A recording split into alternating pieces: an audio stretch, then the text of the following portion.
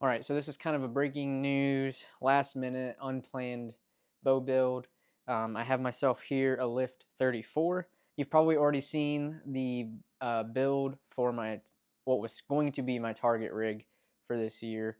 I was at the archery shop and got a really good deal on my Lift, and with the trade-in value I got for that, I decided to get my very first target bow, as opposed to just using my last year's hunting bow, which is essentially the same as my hunting bow. I figured this would be better for content, and going with the 34, if I had something happen to my Lift, I could use this for hunting in an emergency. I don't plan on doing so, but this just opens the door to more of the competitive archery scene for me, as opposed to just using a hunting bow. So we're going to try this, see what we think, see if there's any real difference, and if so, perhaps we'll continue buying target bows. But we're going to build this out really quickly.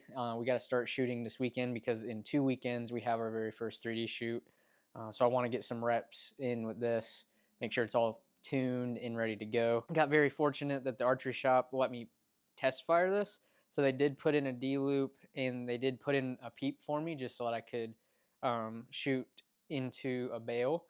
So I'm not going to mess with those two things. You've seen me do D-loops on probably 6 or 7 videos and tie in a peep sight. But what we are going to do is go over the other components that I'm going to use on this build, put it together, get it leveled, and then we're going to shoot it through paper, get it tuned, and then we'll start doing some videos with this versus a hunting bow and see what the real difference is between a target bow and a hunting bow, because I've never really had both. I've just had a hunting bow that I retrofit for target archery. Without further ado, let's talk a little bit about some components, get them installed, then we'll start shooting through paper and get this thing tuned. So first things first, I just have my regular Hamskea. So this is the Insight system. I do have a reducer in there, but I do not have a clarifier / verifier at the moment. We'll see how well it does at longer distance, but I didn't need one for indoor with my other bow, so I'm going to assume I don't need one for indoor with this bow, to be determined with longer range shooting when it comes to 3D. And then I just have a standard D-loop. I have a knock set on top and bottom. I do have like 1 or 2 threads or servings worth of slop in there so that we don't have any knock pinch. And I have 3 on top, 3 on bottom, which is my standard that I prefer. So it was very nice of them to tie that in for me just to test fire it. What we do need to do is install the rest. So we'll install the rest and get it at 13/16 and running right through the burger hole to start, and we'll see how it tunes from that. This does have the limb shift, so left and rights we'll do with that. Up and down we'll do with the rest and or D-loop if needed. But I shot through the whisker biscuit and it seemed like it was fine that they had at the shop. So I don't think we'll need to do that, but let's go ahead and get that installed and go from there. So the main reason I'm going with the 34 is, one, I like having a bow back up and ready to go should something happen to my hunting bow. It's the primary reason why I was using an old hunting bow for a target bow. So I went with the 34. It's a little shorter. I'm also not a huge dude, so I don't need a huge bow. But that said, this is going to be kind of a hybrid bow. So instead of using a proper target rest, I'm actually just going to use my Hamskea Hybrid Hunter Pro with the micro tune. I do have the steel or metal plate on there, and I'm going to actually tune this with my 3D arrow, which is also my summer arrow. This is the arrow we're going to use. We'll get that on the string, and then we'll install our rest here really quick. So we're going to do it on the press, just because I think it'll be easier, perhaps. Get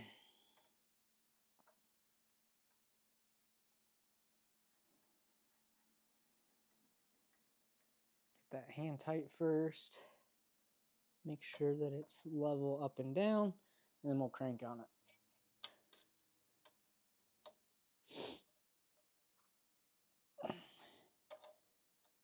All right, so because I have had this for ages, it is not the integrated rest system. However, I think it'll be fine. Little weight never hurt a target bow. And that right there looks like it's through the burger hole. This came off another Mathews, so I guess that's not super surprising. So we'll kind of start with it there, and then let's measure our brace height. Right at 13/16, which again, not super surprising, only because this came off another Mathews. So I would assume that that would be a very similar dimension. So we'll start with it there. So now we need to install our little pad for our rest. Go ahead and put that down here. And the reason I'm doing that on the press is I'm going to add something I learned from the archery shop. I'm going to put a little bit of tension on this so that when I tighten this down and take tension off, the cord for the rest is actually super tight, as opposed to battling with it, which I've done in the past as well. So cool little tip I picked up. So we're going to run this through here, put the rest down, do that. And then we're going to use our little football, if I could reach it. Our little football. Get that on there.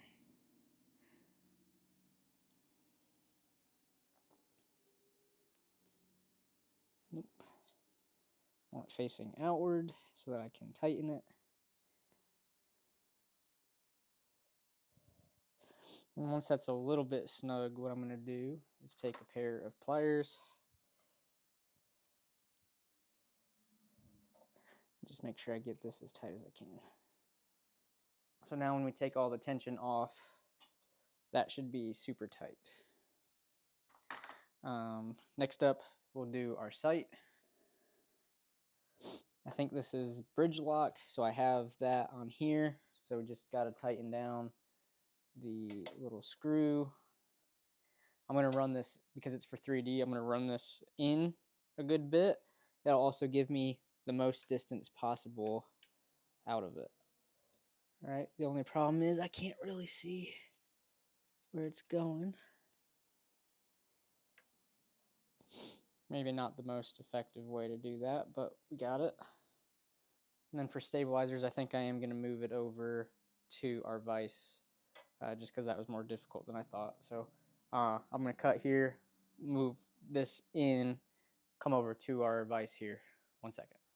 Okay, I was so busy being uncoordinated that I forgot to mention this is just the AVX 41 on a landslide. I do have a 2x magnification lens in here with just a 10th power or a 10th size green pin. I do plan on getting a proper target sight at some point, maybe not this year, but at some point I will get a proper target sight, and I will be using a sight light that is going to be the Archery Products sight light kit. I'm missing, I can't find the wire with the light, so I did order another one from Lancaster Archery. That should be on its way, but we will install that when it comes, just so I have a little bit of fine-tunability with light. Going into stabilizers, we're going to use a 10-degree down. This is just a podium 10-degree down. It has 2 flat sides on it, so we're going to make sure that the bow is level, and then we're going to level the flat sides so that we get a nice level stabilizer out the front. And with 10-degree down, you do want that to be as straight as possible, because you don't want your stabilizer canted. And then we just want to make sure that it's as perfectly up and down as possible. There we go. So what I'm going to do, this is just a theory. I haven't done it this way before, but I'm trying to get it as straight as I can. My thought is, what if we put this guy on here, and then we level our bow. This is my thought anyway. Right there would be level, and then we're just going to crank on it and make sure that it's really on there. So now our 10-degree down is level. We'll install that. What I have for a front stabilizer is a Podium 24-inch front stabilizer with 2 ounces in the front. I do not like a lot of weight, so I think 2 ounces is enough. This is also what I had set up right when I quit using the other bow. So hopefully that's just the right amount. Now we'll do our back stabilizer. I have nothing fancy for my back bar, just a shrewd back bar mount with a 6-inch bee stinger stabilizer, 3 ounces on it. Again, this is what I had on the other bow, so we'll see how it levels out and we'll play with it, but I do like a lighter bow.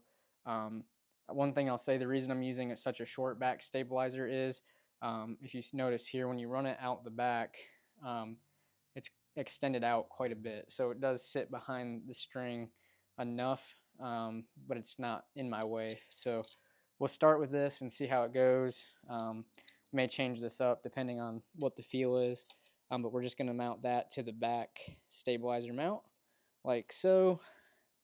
And again, this is kind of last minute. I wasn't really planning on getting a new bow set up, but since it became an option, I'm excited to try it. But we're going to be reusing a lot of the stuff we used before, not target specific stuff. So I think that looks pretty good. I think that's a pretty sharp looking bow. With the arrow that I got, it actually looks pretty sweet. Got a little hint of green, but everything's black and white.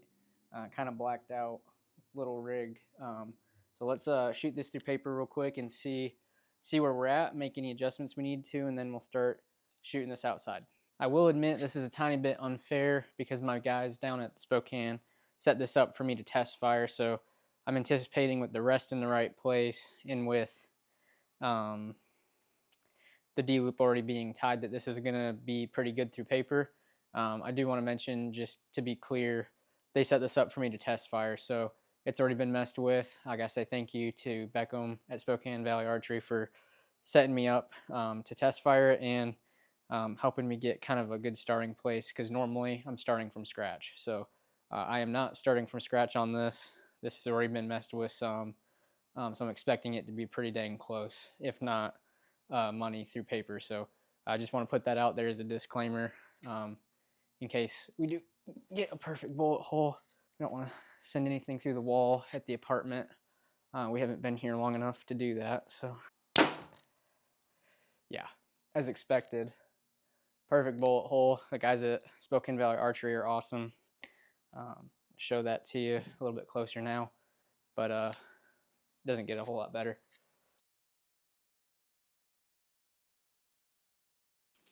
Okay, there you have it. My super fast fake news, already pre-planned, already pre-set up bow build. I didn't do anything but put a rest on, throw some stabilizers on, and put my sight on. So like I said, a huge shout out to Spokane Valley Archery for getting me down the road to where that's all I had to do. Normally I just buy the bow at the shop and then come home and do everything. But because I was on the fence about what to do, they let me test fire this and they kind of preset it up for me. But I'm really excited for the content we have coming with target bow versus hunting bow. What I actually think, being that this is my very first target bow, I'm going to use this for all of 3D season. Like I said, super grateful to Spokane Valley Archery. Sweet looking bow. The black and white theme looks great with a little bit of a hint of green with the bubble in the D-loop as well as the nocks on my arrows. So that's a pretty sweet looking bow. This is my Title 34 build. My goal for this year is to hit 1,000 followers on Instagram and 1,000 subscribers on YouTube. So if you would, please like, comment, subscribe, and then click on the links in the description below. I also have links to Swamp Dog Outfitters, whose shirt I'm wearing now. I'm partnered with them. They're a faith-based clothing company. The same guy who owns it owns The Greeting Call, which is a podcast and a faith-based nonprofit organization. Just super honored to be partnered with them. So go down below in the description, click those links, check out what they've got going on, and yeah, appreciate you watching. Look forward to sharing more about my quote-unquote target archery journey coming soon here.